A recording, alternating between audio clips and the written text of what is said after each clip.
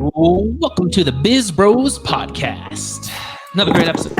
Our way with another great guest. It's going to be a great conversation. Today we're going to talk about kind of having some momentum in your business and changing it up a little bit, adding a little commitment and life to your meetings.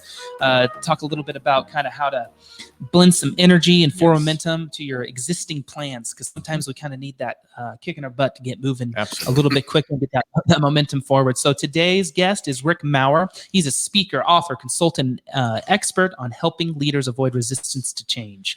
Since the publication of his book, Beyond the Wall of Resistance in the 90s, his opinion has been sought after by the Wall Street Journal, CNBC, NBC Nightly News, Fortune, and so many other media outlets. Some of the largest companies in the world ask him for his advice on ways to avoid resistance to change and ways to build strong support for changes and other big projects. We're really excited to be able to talk to him for a good half hour. Rick, welcome to the show. Thank you. It's good to be here. Absolutely. We're very excited to have you on the show.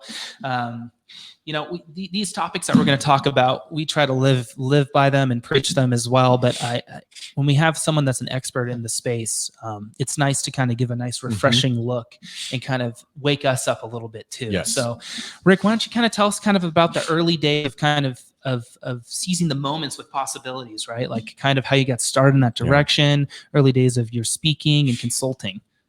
Okay, sure. This is not going to be as long a story as it's going to seem like, but when I was in college, I was studying to work with emotionally disturbed kids in schools. And the philosophy of the program was radical. I didn't realize when I signed up for it, but it was radical. And it was, a lot of these kids aren't disturbed. It's the schools that are disturbed. And if we can change schools, we'll have fewer kids acting crazy. Okay, so I bought that then. I still buy it. But the problem was I first started working in schools. So my first job, all I'd done is student teach. And basically I'm in talking to teachers saying, hi, I'm here to help. And you can just imagine how that went over. People 20 years experience are going, well, you just sit over there, young man, as soon as we need your help. Right.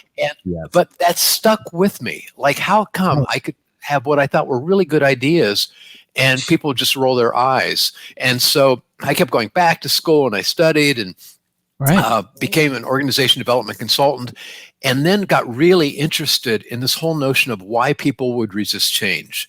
And all the stuff I could find in the business press at the time was there was always a verb attached to resistance, and that was overcome. And that simply is a bad strategy. Imagine that I just try to push the two of you and say, no, you're going to like this. You need to add dancers to your show.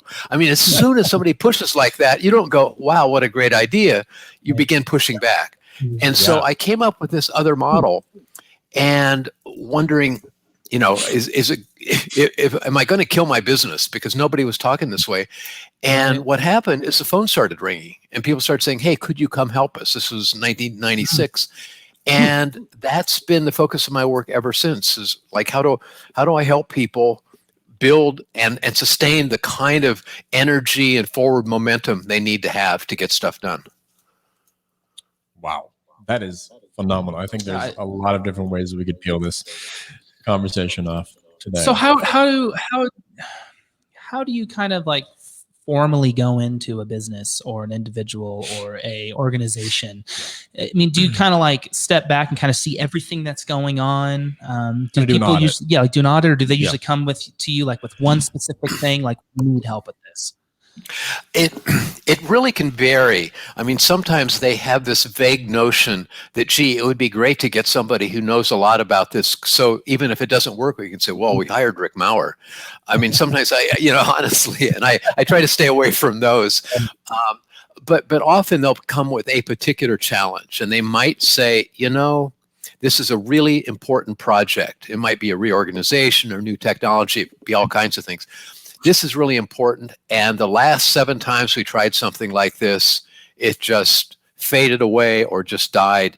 Can you help us? And so it's usually a very specific thing, and you can hear it in their voice when they're asking. Wow. And typically you're working with leadership executives, board members, right? That teaching them how to transition that properly downward, correct? That's right. Yeah, I used to be a consultant, a typical consultant, where I would come in on the project and I'd be there. Yeah. And on Monday morning, you'd see me. On Friday, you'd see me wave goodbye as I went to go home. And I don't do that anymore. Now I just basically act as an advisor to the very group you're talking about and teach them my stuff. And then I'm around so they can call me whenever they want. But I'm there more as a behind the scenes advisor. Like you might say, hey, we got this meeting coming up next Wednesday. Here's what we're thinking of doing. Give us some feedback. And then it's my job to go, well, I'd be asleep in the first 5 minutes. Here's why. Or, gee, I think that's great. Expand on that. So, yeah. I think that leads us perfectly to the topic. Yeah. So how do you find those moments, and how do you add that life and commitment to your meeting? Like, what is it where are you finding the moments? How are the triggers happening where it's like, boom, you know what, guys, if you added just a little bit to this, it'll make it so everyone's awake and energized. Okay. Well, I mean, the first thing is that those leaders have to realize there's something missing, that these meetings are deadly. Because if they don't recognize that, if they go, wow, I've got 500 slides and my voice sounds good, this is going to be if that's where they are, they're not going to even ask, how do I make it better? But if they're saying, hey, I'm really concerned about this. And I'll say, well, what do you plan to do? And a typical thing that they plan to do is, okay, I've got this deck of PowerPoint slides. And I'll go, okay, and how many do you have? And 50 for an hour is not uncommon. And I'll say, what that means is you're going to be talking to what's on those slides most of the time. There's no room for anybody to get in. And so, in fact, I was working with a scientist, and in the lab where he worked, he said, you have to use PowerPoint or it looks like you're not prepared. And he said, so I can't, he said, I'd rather not, but I have to. And he called me one day and he said, I realized maybe there's a minimum number of slides I could use that would let the other scientists know, oh, he prepared. And he said, I got it to be about 5 slides out of 50. And he said, so for that hour, I had 5 slides. And he said, what happened is I covered all the same material, but it gave so much more space for people to come in and join me in a conversation. And he said, my energy too was much, much higher as a result of that. So he's played by the rules. He recognized playing by the rules was not going to get him where he wanted to go. So how could he bend it in a very simple way to make it work? Wow. That's amazing. I've got a question, but it might peel off. So no, you're fine. You're good. No. Well, my question revolves around businesses are kind of like the heartbeat of the community. They lead change. They're huge in communities. With all the change that's been happening recently, what is it psychologically deep down in people that makes it so hard to adapt change? Like through your years, like what is it that not make people tick, but what is it that really makes it hard for people to change? And you kind of alluded to in the beginning, but I want to learn more about what you've seen over the past, in your career. Yeah, sure. I took a model that was kind of complex, and I basically boiled it down to like 4 pockets of energy that whatever the change is, whatever the project is, if I need your support, these 4 pockets are going to be there. And it's in my best interest to pay attention to them. And so even if it's the current environment or an environment from 10 years ago, those pockets are still going to be there. They're just going to have different facts attached to them. And the first one is that people feel a sense of urgency, that they go, we better make this change right now because either it's a threat or it's a great opportunity. And without that, the leaders can now start going into planning and saying, this is what we're going to do. And they don't have an audience. They don't have people who really are paying attention. They're just, they're rolling their eyes, looking at each other, and they're going, oh yeah, here we go again. But what's missing, and it's sort of been missing forever, is a lot of organizations do a very poor job of keeping people in the loop, letting people know that, oh, look what's happening. These are the trends. And the challenge right now is that we're in this virtual world, so it makes it harder to communicate. People talk about Zoom fatigue and that. I think what we're trying to do is just transplant the same boring old meetings we had to a different medium, and it's not working. But the problems were there before COVID. It's just that we need to do a better job of basically being candid with people. Yeah. Hey, here's what the numbers look like. And so that is the big one. I've got 3 others, but that's really that once you get people going, whoa, this is a problem, or hey, this is an opportunity, then they're knocking on your door going, well, what are we going to do? Absolutely. How are we going to, yeah. Absolutely. So it's kind of more presenting the issue, and then from your background, that helps. It not only, I think it's essential. Do you have time for a quick story? Please. Well, absolutely. We love it. Okay. So I was working with a hospital, and hospitals have gone through lots of changes over a number of years. And I was talking with the CEO one day, and I said, you folks are facing the same challenges that other hospitals are facing in the United States, right? And they go, oh, yeah, yeah. And I said, but you seem to have good morale. People are getting things done. Patients are pleased that they came, all of that. I said, what's different? And he said, you're right. He said, our morale is good. He said, there are 2 things that I think are different. He said, one, because I'm the CEO, I have to go to meetings all the time. People, hey, could you come into our staff meeting? Could you do this? And I always say yes, but I say, but you got to give me the last 4 minutes so I can talk about whatever I want to talk about. And he said, in those last 4 minutes, I'll say, he said, I'm not trying to lead them anywhere, but I'll say, hey, I don't know if you saw the paper this morning, but that hospital up the road is building a new cardiac wing. I don't know what impact that's going to have on us, but it's got my attention. And so he said, I'm just letting him know stuff that I've seen. And he said, the other thing is, he said, everyone affiliated with the hospital, whether they're a surgeon or the head of finance or somebody in the cafeteria, they get a 1-page quarterly report. And it shows how we're doing with patient outcomes, patient service, customer service, and financial performance. None of that data is new. Boards look at that, senior management look at that, but now everybody has it. And he said, it was just 3 graphs to show how we did over time. He said, not a lot of text at all. And he said, what happened? And he said, I didn't expect this, is people started coming to me and said, our patient satisfaction score is going down. And we got worried, and we started looking around. We think we know why, and we got an idea for working with that. So by giving people information in that first energy thing, they're coming to him saying, hey, we got some ideas. And he was fortunately smart enough to go, yeah, tell me what they are. So that's cool. It's kind of just continuously kind of subliminally kind of dripping in information, letting them come back. Don't be too harsh about it. Don't implement, don't change too quickly. That is awesome. Yeah, what can I say one thing? The dripping information is absolutely correct. And it's dripping in information that's not even fully formed in the boss's head. He's saying, this got my attention, rather than I'm trying to lead breadcrumbs along the trail for you to follow. And I think people trusted that in him. Sorry to cut you off. Oh, no, you're good. It was kind of, I agree 100% with what you were saying. I think part of it too, as like an executive or a business owner, is I think the first step you have to take is you have to be open to being open, right? Yes. Owners and executives have it on their own path. Their minds are usually set. And typically they look at people and employees sometimes as subordinates and people underneath them, where if you put them on a parallel playing field, like most business owners, you want to hire up. You don't want to hire below. You want people around you that are smarter than you. And I think it's really hard for a lot of business owners out there to just be open and accepting to seeing what other people say, because they're holier than you usually, That's a great point. Yep. I have nothing to add to that. That absolutely, I agree with you. So,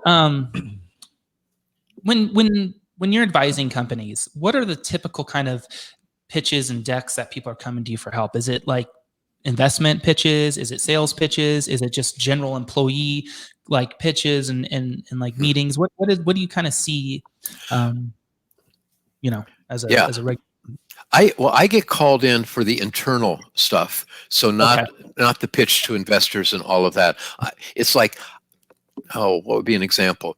Okay, we're going through a merger. In fact, there was an organization that was having a merger internally. It was such a large organization that these 2 groups are coming together. And they say, man, we're going to get a lot of resistance to this. People are going, why? Our old departments are doing fine. So it's all internal for them. Yeah. It can be a reorganization. I remember in one organization, there were two facilities on opposite sides of the Rocky Mountains. And I said, well, why don't we hold a meeting and get these people together? And it's the first time some of these people had ever met their counterparts across. Yeah, I know. And, it's, it isn't like, I had to be brighter than anybody else. It's, why don't we get together? Why don't we get together and talk? But it'll be like reorganizations, or we've got to put in new software to do something, and we always get a lot of resistance to IT kind of projects. What can we do differently this time? So it's usually a really functional thing that has to get done, and a thing that they know they're going to have the support, like active roll up your sleeves support from a lot of different people. Wow. I can imagine that must be one of the most difficult things. Well, as a merger and acquisition, but for you to come in, it's got to be key to them. I've seen it happen many times when new management steps in and they kind of just step on the toes of who was there before. And then you see all these employees start to leave. We have a couple really good examples within our network seeing that happen. And I can imagine having a facilitator like you in there, grooming them, telling them, let's change, but let's not do it so quickly that you're going to lose your employee base. So I'm sure that's probably, that's awesome. And I liked, it really works best, if I have a relationship with a client and they're thinking of doing something, then I can say, here's some pitfalls to avoid. And the exciting thing I find is when they say, well, in the past, the trajectory of our changes look like this, and they almost draw a route. And I'll go, why did it dip down? And they'll say, oh, because of this. And they'll explain something, and I'll say, so why did that happen? And they'll go, well, because of blah, blah, blah. And I'll go, is there anything you could have done? Oh, yeah. And the amazing thing is, not only can they pinpoint what happened, they can say, oh, here's what would have been better. So I can say, why don't you do that this time? It's sometimes, they need something more sophisticated than that. But the big thing I keep trying to use is I want mirrors that they can be looking into and go, oh, yeah. Because they tend to know a lot.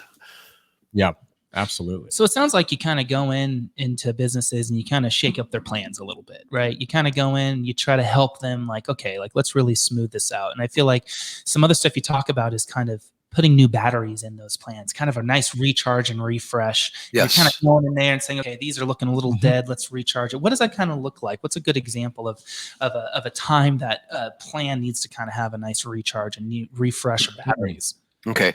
I'm going to use another healthcare example, but it has nothing to do with healthcare. It just is what I'm thinking of. So I get this call, and I had done a lot of work for one of the hospitals in this system. And they said, hey, are you free on July 15th? And that's always a bad sign. Like they figured the date, they've got the caterer, now they want somebody to come in and help them. And I said, yeah. I said, what? And they said, well, we've just gone through that merger 6 months ago, and it's not working. And we were hoping you could come in and do a motivational speech because people like you. And I said, no. I said, I appreciate the offer, but you guys don't need a motivational speech. First of all, that's not what I do. But second, if you try to pump them up by some outsider coming in going, there are 3 things you need to think about, you're going to lose it.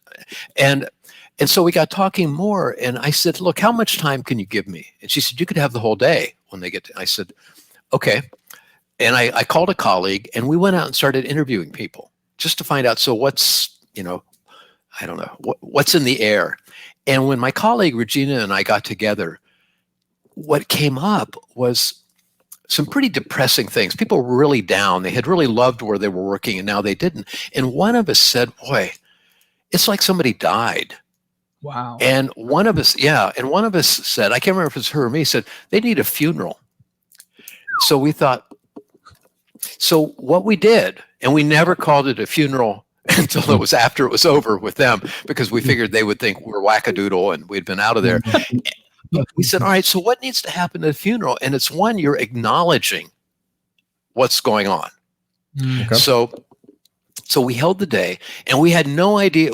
I said, we don't know what the outcome's going to be, but we do guarantee you're going to know a whole lot more about the situation and what's going on. You're going to have a much better map to look at the terrain at the very least. And they said, okay. So the first thing we did is they were now in like 4 new units. And we said, all right, just get with your new units. This is like 100 managers. We said, get in your new units. What do you gain from this merger? What do you lose? And so we start going around the room. And I think there were like 4 units and then an executive team. And we did the executive team last. People told me they were expecting when they got to the executive team that there wouldn't be any negatives. People are going, wow, this is cool. This is a great position. We get to be here with this wonderful CEO. What was amazing is we went around, every list looked essentially the same. Wow. Yeah. I mean, some wording differences, but basically what we gain, bam, bam, bam. What we lose, bam, bam, bam. And it was eye-opening for people. I mean, it was like, whoa. And so we kept doing things to help heighten, to use the jargon, heighten people's awareness, heighten the picture of what is. And we even did a notion of a fishbowl, and we had like 15 people in the center. And I said, anybody can come in and speak. So if Kyle is the representative from where you work, all you have to do is tap him on the shoulder. He'll get up. You'll take that seat. And so we could have round robin. And what was amazing is they could talk about anything they wanted to talk about with regard to this. And the big thing that Regina and I noticed is the pronouns they were using changed. I mean, it had been they are doing that, they're doing that, and suddenly it just started to shift over to I and to we. Wow. And it started shifting from, and here are the bad things, into here's a possibility. And I mean, it was just amazing. I mean, both she and I looked at each other and said, and we said to the group, look, here's what we're hearing. And people were nodding. It seems like you're ready to do some planning. Are you? Once again, we didn't push them, and they go, yeah. So they went off into their new groups, and each of them started coming up with these plans. And and they said that was a huge turning point for them. And it was just helping them see what was right in front of them.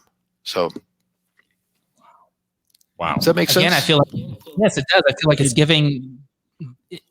giving people the floor. Yes.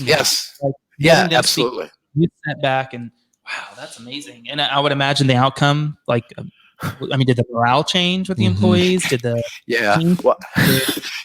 I've got to add to the story. The day before, I was meeting with the executive team, and there was this one guy who's a really great guy, but outspoken. And he said, we gotta kill the cat, or we gotta bury the cat. And people said, what are you talking about? And he said, it's like, you run over your neighbor's cat and you feel bad and you go up and say, hey guys, I'm really sorry, but I hit your cat. And so I made a nice grave for it. And then go to bed that night and you thought, wow, Fluffy was their favorite. Wait, that's not a good enough grave. So you dig it up and you make a better grave, and you go, hey, I dug up Fluffy and I made a new grave. And he said, by the third time you do that, sometimes you just got to bury the cat. And so I invited him to tell that story. I didn't know where it was going to go. And it's the beginning of the day, and he's a good storyteller. So he told it. And this is a church-related system. So everybody goes off to do their work, and this one group didn't come back right on time. And I was curious, but I didn't care much. And we were in a room that had a little kitchen off to the side. And so you started to hear this chanting. They were all made up syllables, but sort of like it was a religious da da da da da. And you see them walk out, and they've got a shoebox, and they're holding it as if they're pallbearers, and you see a tail coming out of the shoebox. And in the place, everybody's on their feet, they're laughing, they're applauding, and they go through kind of burying the cat. And my client called, said, 6 months later, somebody will be doing something in a meeting and said, you got to bury the cat. And so it was, we couldn't have made that happen, but yes, we saw not only did morale change, but the commitment to actually make the merger a success changed along with the morale. So sounds like culture had a big uptick as well. Kind of everybody coming together. Transparency, I think, was huge in what the story you told. Transparency, honesty. I think all those things lead to good culture, good morale, and the synergy between the two teams together after a merger. I think that's the hardest thing. We haven't done it. I think it would be very tough. I've seen a lot of failures, so That's a really cool story. Bury the cat. Bury the cat.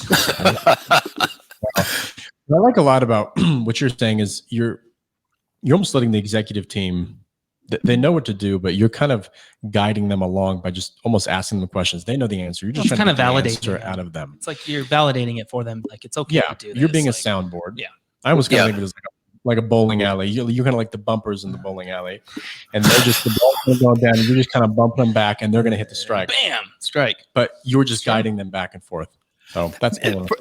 For the most part. I mean, every once in a while I'll say, hey, here's an idea, and they might go, oh, good, but it has to come out of something that I know they're comfortable with, and within the whatever those bumpers are. If I start coming out with something that's 3 lanes over on the bowling alley, I've lost it. So I've got to be respectful of whatever the bump. I love that image, by the way, the image of those bumpers. So no worries. TM. Just kidding. So go ahead. Sorry. So as we wrap this up, Rick, if there was one message for our listeners that you really hope that they walk away with from what your message is with your book and how you help companies, what would that be? Well, it comes from the great philosopher and baseball player Yogi Berra. And he said, you can observe a lot just by watching. And often for myself, as well as for my clients, I'll go, look, how about don't do anything different tomorrow in those meetings? Just pay attention, not just to the agenda, just pay attention to what's going on. What's the mood? What's the attitude? And especially, what's your own attitude? Do you have energy for this meeting? It's that curiosity. Then the kind of techniques I talk about, you can get interested in that, but it has to start with that curiosity. Like, wow, if I'm running the meeting and I'm bored, maybe we need to do something differently. Right. It's being very self-aware. Yeah, I think so. I think as a business owner or as an executive, your day is very agenda. It's like, okay, get this meeting through. You're not paying attention. Next thing. Okay, you're just so forward thinking and moving, and you're just a freight train. But you need to be in the moment, like you're saying. You have to listen. You have to feel the energy and see what's going on with your team or the people you're directing your message towards. Otherwise, what's the point of the meeting? It's just like you're just being a soundboard and okay, I said it. Next. I love that. You have to be aware and Amazing. So Rick, if people kind of want to follow you, they want to maybe have some help from you, they want to get your book, they kind of want to hear your message a little bit more in depth, where could they find you and how could they do that? Well, my website is probably the best place to go, and it's Rick Maurer, MAURER.com. And I just, a week and a half ago, released a new book. It's an ebook and it's free. And it's called Seizing Moments of Possibility. Let me read you the subtitle. I always get it wrong. Seizing Moments of Possibility. Ways to trigger energy and forward momentum on your ideas and plans. And so it's a small book, and there is no sales pitch. This is not a sales funnel. You're not going to get halfway in and go, but for the real deal, I mean, it's really, I put it together with action items so that leaders or teams could actually do stuff about how do I observe? What do I pay attention to? How do I start to create tactics, interventions that don't threaten people? And so I mean it to be a really practical little book. I think that'd be the best place to start. And then I got all kinds of other stuff, a lot of free stuff on my website too. That ebook on your website? Yes, it's in fact, the only way to get this ebook is on my website. I'm not selling it. And if you used any of the online vendors, you have to charge at least 99 cents. And I don't even want to do that. I want to give it away. So awesome. Well, we're going to definitely pick that up. Give it a read. 100%. Cool. Well, thanks, Rick, for being on the podcast. Hopefully we kind of reconvene down the road and have another episode and come back with some more conversation. I would love it. This really has been a treat, guys. Awesome. Thank you so much, Rick. We'll talk to you soon. Okay. Bye-bye. Thank you so much for joining us on the BizBros podcast. We appreciate you kind of subscribing, following us anywhere you can find us, Instagram, LinkedIn, Facebook, all those good places. And we look forward to talking and chatting with you on the next episode of the BizBros podcast. See you guys next time.